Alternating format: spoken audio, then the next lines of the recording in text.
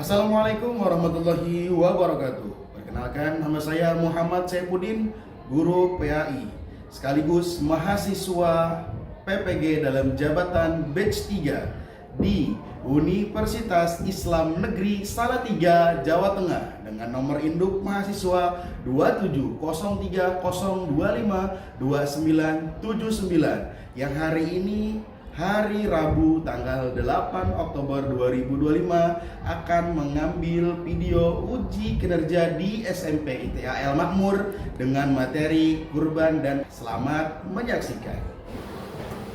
Bismillahirrahmanirrahim. Assalamualaikum warahmatullahi wabarakatuh. Waalaikumsalam warahmatullahi wabarakatuh. Selamat pagi. Pagi, Allahu Akbar. SMP Bisa. SMP Hebat. SMP ITA El Makmur. Sekolah menghafal Al-Quran. Baik anak-anak soleha, hari ini bisa bertemu kembali dalam keadaan insya Allah selalu sehat. Namun sebelum kita mulai pembelajaran pada pagi hari ini, alangkah indah dan baiknya dipersilakan untuk berdoa terlebih dahulu. Kepada ketua kelas, silakan untuk memimpin doa. Istilah dan doa.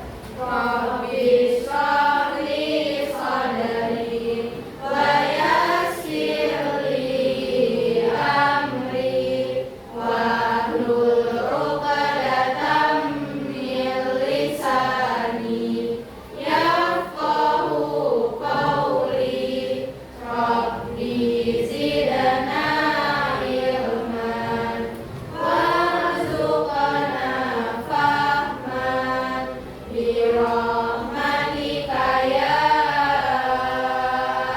arhamar rahimin walhamdulillahi rabbil alamin. Alhamdulillahirrahmanirrahim, kita telah selesai berdoa untuk mengawali pembelajaran pada pagi hari ini. Namun sebelum dilanjut, mari kita bersama-sama untuk menyanyikan lagu Indonesia Raya agar lebih mendalam lagi jiwa nasionalisme kita. Kepada seluruh peserta didik, dipersilakan untuk berdiri terlebih dahulu.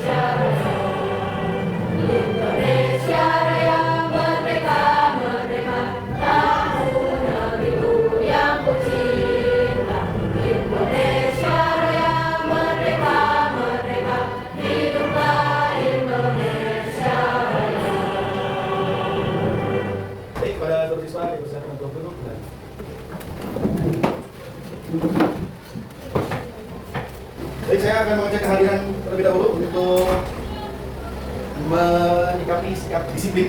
Kali ini siapa yang tidak hadir? Siapa? Yang tidak hadir hari ini? Ananda. Kenapa Ananda?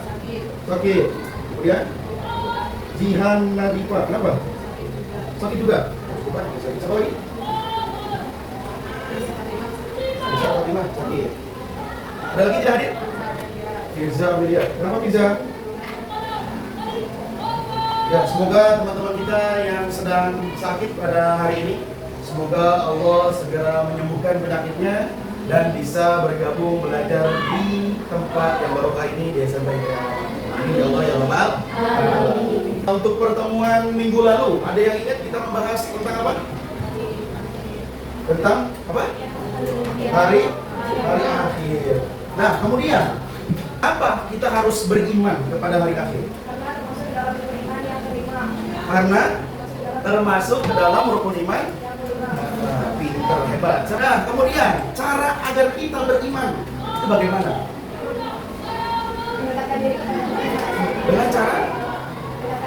Dengan cara mendekatkan diri dengan cara apa?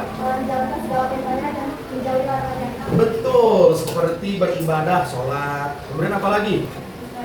Haji, puasa. Terus sodako, betul. Sodako juga termasuk daripada perintahnya Allah yang sangat luar biasa.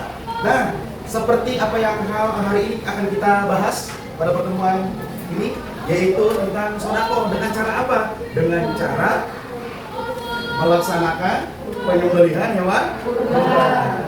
Pertanyaannya, ketika selesai melaksanakan sholat Idul Adha, biasanya orang Islam ngapain tuh?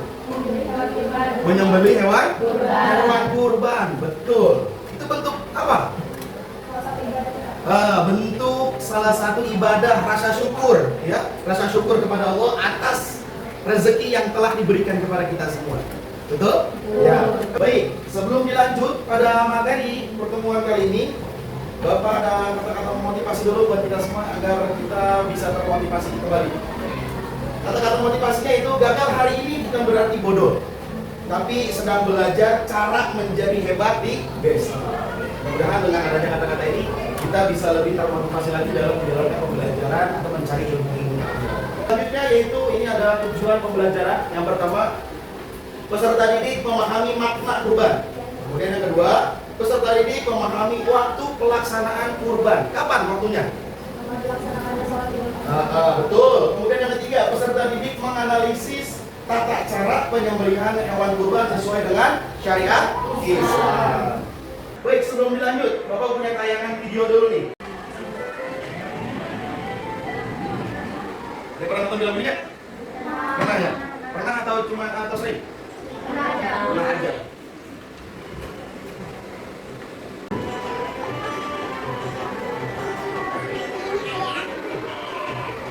Oke, coba dibuka dulu ya.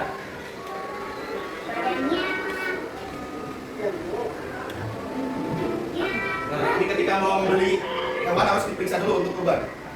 Karena ketentuannya harus yang memang sehat, kemudian gemuk badannya. Ya, baik. Dari tayangan video tersebut, nilai-nilai apa yang kalian dapat? Syarat sah hewan kurban. Kemudian apa lagi? Hewan-hewan yang bisa dijadikan kurban. Ya, hewannya tidak boleh cacat. Kemudian apa lagi? Hewannya harus sehat, tidak kurang apapun itu. Kakinya ada, matanya ada, kupingnya ada. Intinya harus sehat, harus sempurna, dan nggak ada kelainan, dan harus sesuai dengan umurnya. Ya. Baik, karena kita sudah melihat video, maka kita lanjutkan, yaitu melihat di PowerPoint mengenai tentang pengertian dan hukum berkurban. Ya. Kurban adalah ibadah mendekatkan diri kepada Allah Subhanahu wa Ta'ala dengan menyembelih hewan tertentu atas dasar perintahnya. Ya, kurban hukumnya adalah sunnah muakkad. Buat kita itu adalah sunnah muakkad. Ya, kalau dia mampu sunnah muakkad. Tapi hewan kurban bisa jadi wajib ketika ada ucapan nazar. Apa nazarnya? Janji, betul. Contoh, si Gania berjanji bahwasanya ketika selesai kuliah, ya, dengan nilai tertinggi di kampusnya, nah kemudian dia bernazar.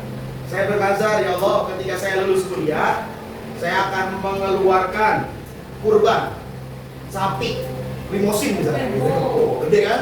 Nah, maka hukum berkurban itu menjadi wajib. Karena apa? Karena sudah bernazar. Betul. Nah, kemudian Rasulullah SAW juga bersabda dalam hadis riwayat Ahmad, barang siapa yang mendapatkan kelapangan tetapi tidak berkurban, maka janganlah dia mendekati tempat sholat kami. Kata Nabi. Ya, jadi memang ketika orang yang sudah mampu, kemudian orang yang sudah mapan, itu harus mengeluarkan kurban. Kenapa? Karena itu adalah rezeki dari Allah, maka harus dikeluarkan. Paham sampai sini? Paham. Baik, Bapak punya 2 studi kasus, ya. Yang pertama itu berkelompok, yang kedua individu. Saya akan bagikan untuk tugasnya. Di sini ada tugas kelompok, ada 2 cerita. Ada 2 cerita tentang kisah kurban. Ya. Masing kelompok Bapak akan kasih. Ini kelompok 1 ya. Kelompok 1. Kemudian kelompok 2. Kemudian ini kelompok 3. Selanjutnya ini ada kelompok 4. Selanjutnya silakan kalian analisis, kemudian ditulis dan dikasih solusi dari cerita tersebut. Waktunya 5 menit. Setelah sudah dapat, nanti langsung dipresentasikan ke depan. Paham? Nah, ya, silakan dimulai dari sekarang.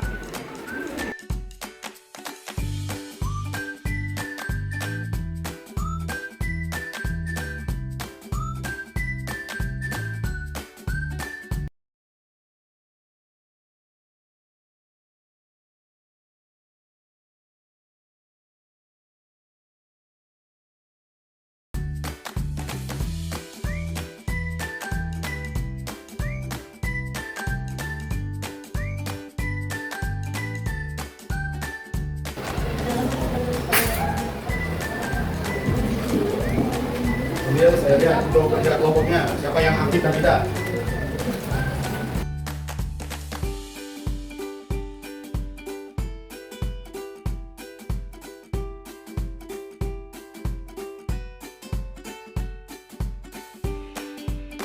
Baik, waktunya sudah habis. Dipersilakan untuk kelompok siapa yang sudah siap terlebih dahulu untuk maju berpresentasi.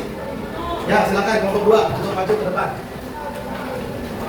Yang lain boleh menanggapi ya.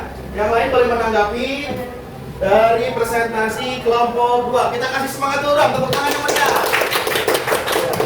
Cek lagi semangatnya. Semangat pagi. Pagi, Allahu Akbar. Silakan dimulai. Assalamualaikum warahmatullahi wabarakatuh. Kami dari kelompok 2 akan mempresentasikan hasil analisis kelompok kami. Pada tes pertama kan Berdasarkan analisis dari kelompok kami dari studi kasus pertama adalah dari cerita tersebut persembahan seharusnya memastikan terlebih dahulu alat yang dipakai tukang jagal sudah tajam atau tidak tersembunyi hewannya, dan keluarga juga yang bersikap adil taatur terhadap kejadian tersebut dan menyambut Pak Rahmat agar menggunakan pisau yang tajam. Adapun solusinya solusinya dari awal harus sudah memastikan alat yang dipakai Rahmat. yang kedua ada analisis yang kedua yaitu kesimpulan dari cerita tersebut seharusnya Pak Anwar tidak memaksakan diri untuk mengorbankan kambing tersebut karena kondisinya yang benar dan memilih hewan yang selanjutnya yang sehat dan tidak sakit agar daripada korban yang sakit. Ya, silakan kasih tanggapan dari kelompok yang lain untuk kelompok ini. Saya Hadinah Sulaiman dari kelompok 5. Jika penyembelihan tidak dilakukan sesuai syariat atau ketentuan, apakah dagingnya halal dimakan lalu dibagikan? Cara penyembelihannya ya. Cara penyembelihannya tidak sesuai dengan syariat. Apakah boleh hewan tersebut dibagikan ya, atau sah dan tidaknya menjadi hewan kurban gitu ya? Ya, silakan jawab. Saya izin menjawab. Jadi itu adalah itu hukumnya haram karena untuk penyembelihan hewan kurban itu harus sesuai dengan ketentuan syariat Islam. Baik, kami akhiri presentasi kami. Kurang lebihnya mohon maaf. Assalamualaikum warahmatullahi wabarakatuh. Waalaikumsalam warahmatullahi wabarakatuh. Baik, anak-anak semua, jadi ya untuk hewan kurban itu memang harus betul-betul teliti dalam memilih. Ya, kemudian yang memotongnya pun atau yang menyembelihnya pun juga harus benar-benar yang sudah ahli atau sudah bisa. Tetapi hewan kurban ini hendaknya lebih bagusnya itu yang menyembelihnya yang berkurban, yang berkurban. Nah, ketika yang berkurbannya ini tidak bisa, maka diserahkan kepada yang sudah berpengalaman atau yang sering kita sebut tukang jagal, bukan tukang begal. Ya, tukang jagal. Kalau misalkan merasa mampu, maka kita yang motong. Ya, nah diinformasikan juga. Tadi yang kalian sudah laksanakan itu adalah metode problem solving namanya. Ya, problem solving, ya kan? Gitu. Jadi kalau modenya itu BBL, kalau metodenya itu problem solving. Alhamdulillah, keren. Jadi mau menanyakan dulu kepada kalian, ya, kalau memang paham pembelajaran pada pagi hari ini atau sudah paham dalam menyembelih hewan kurban, silahkan kalian acungkan jempolnya. Nah, kalau tidak paham, turunkan. Oh, alhamdulillah, semua sudah paham, masya Allah. Tepuk tangan bagi kita semua.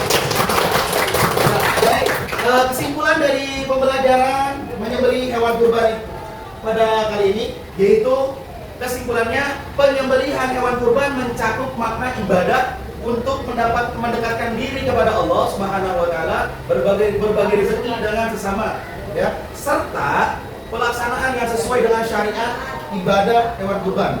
Ketentuannya sesuai, memilah dan memilih hewannya juga sesuai, kemudian dengan cara mendapatkan hewannya pun juga harus sesuai. Gitu, Bang. Ya, kemudian untuk di minggu berikutnya, ya, nanti Bapak akan kasih tugas individu, ya, kerjakan di rumah lalu dibawa ke sekolah, nanti akan dinilai oleh Bapak, ya, akan berikutnya. Paham? Nah, kenapa ada tugas individu dan tugas di rumah? Untuk mengukur sejauh mana kalian ini sudah mengetahui atau sudah paham dalam penyembelihan hewan kurban. Baik, karena waktu sudah memisahkan pertemuan kita pada pagi hari ini, ya, maka diakhiri dengan membaca hamdalah bersama-sama. Alhamdulillahirabbil alamin dan doa penutup majelis.